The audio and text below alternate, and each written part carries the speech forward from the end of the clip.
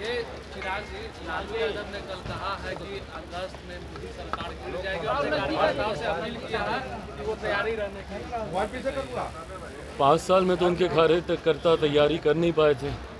परिणाम सबके सामने, कितनी सीटें लड़े और कितनी जीते हैं ये सब जानते हैं। देखिए, अपने कार्यकर्ताओं को उलझाने के लिए, उनको रिझाने के लिए, उनको फंसा के रखने के लिए भैया 5 साल तक क्या करेंगे? यही बातें बोलना ना पड़ेगा। अब चुनाव हो रहा है, अभी अगस्त की डेट दी है, उसके बाद दिसंबर की देंगे, उसके बाद अगले साल की देंगे, फिर 1 साल की देंगे, फिर 1.5 साल की देंगे। करते करते अगला 5 साल इन लोगों को किसी तरीके से खींचना है। हकीकत है, और इस बात को मैं पूरी एनडीए के एक एक घटक दल के बिहाफ पर बोल सकता हूँ। जिस मजबूती से आज केंद्र में हमारे प्रधानमंत्री नरेंद्र मोदी जी के नेतृत्व में ये सरकार चल रही है, अगले 5 साल ये सरकार ना सिर्फ इसी मजबूती से अपना कार्यकाल पूरा करेगी, बल्कि इन 5 सालों में भी कई बड़े और कड़े फैसले प्रधानमंत्री जी के नेतृत्व में देश हित में लिए जाएंगे, जिसका मजबूती से समर्थन एनडीए का हर एक घटक दल करेगा। इस बात में अगर किसी के मन में 1% भी शंका है कि कोई भी एनडीए का घटक दल हमारे प्रधानमंत्री जी के नेतृत्व में कुछ भी आगे पीछे करने की सोच रखता है, तो इस बात को वो अपने मन से निकाल दे। सहज सब ने प्रधानमंत्री जी के नेतृत्व को स्वीकार किया है और उन्हीं के नेतृत्व में 5 साल ये सरकार मजबूती से अपना कार्यकाल पूरा करेगी। लगातार बिहार में लॉ ऑर्डर को लेकर सवाल कर रहे हैं कि 3 दिनों में 30-40 घटनाएं घट रही बिहार के अलग-अलग जिले।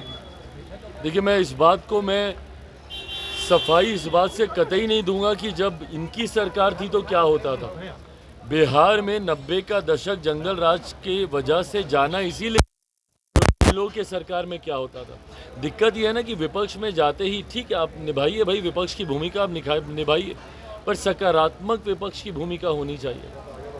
आप एक ऐसी भूमिका निभाइए जहां पे लगे सरकार को कि विपक्ष भी साथ में मिलकर प्रदेश के हित की बात करता है। जब किसी बात का श्रेय लेने की बात आती है, नौकरी का श्रेय लेना होगा तो तुरंत आप हर मंच से खड़े होकर बोलिएगा। और जब पुल गिरने की बात आती है, हम लोगों ने तो भैया खड़े होकर नहीं बोला ना कि कौन सा पुल किसके कार्यकाल में बना था। हम लोगों ने तो जानकारी नहीं दी।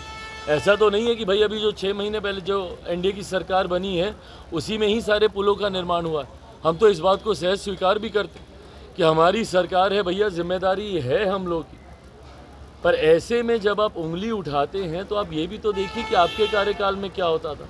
बनिस्बत उसके चीज़ों को बहुत बेहतर किया गया है और आने वाले दिनों में बेहतर किया जाएगा। लॉ एंड ऑर्डर हम लोगों के लिए भी चिंता का विषय है और हम लोगों ने भी इस बात के लिए मुख्यमंत्री जी से हम लोगों ने भी आग्रह किया है कि जिस तरीके से लॉ एंड ऑर्डर की का विषय है उस पर हम लोगों को चिंतित होकर कड़े कदम उठाने की ज़रूरत है।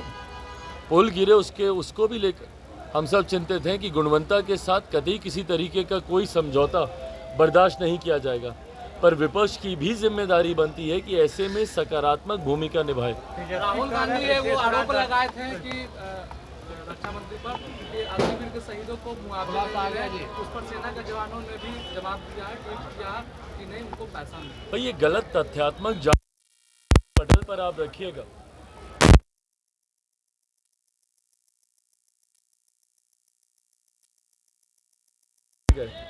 आज की तारीख में से एक संवैधानिक पद पर आप बैठे हुए हैं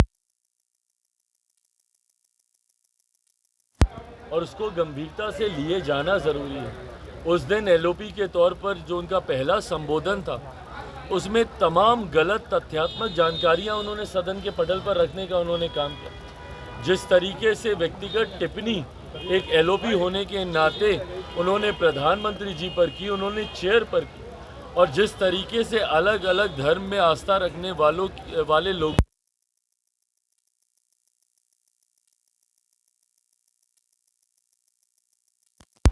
अलग अलग धर्म की तस्वीर को लहराना और उसके बाद जितने धर्म गुरु हैं उन्होंने सामने आकर उससे अपनी असहमति दर्ज की।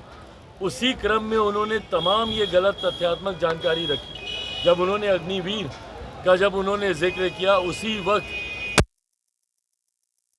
राजनाथ सिंह जी ने खड़े होकर उस बात का खंडन करने का काम किया। पर दिक्कत ये है ना कि एक एलओपी होने के नाते अगर आप अपने पद की गरिमा को नहीं समझेंगे, अगर इस तरीके से हल्के में आप बयानबाजी करते रहेंगे तो आप अपने पद की मर्यादा को कम करने का काम करेंगे।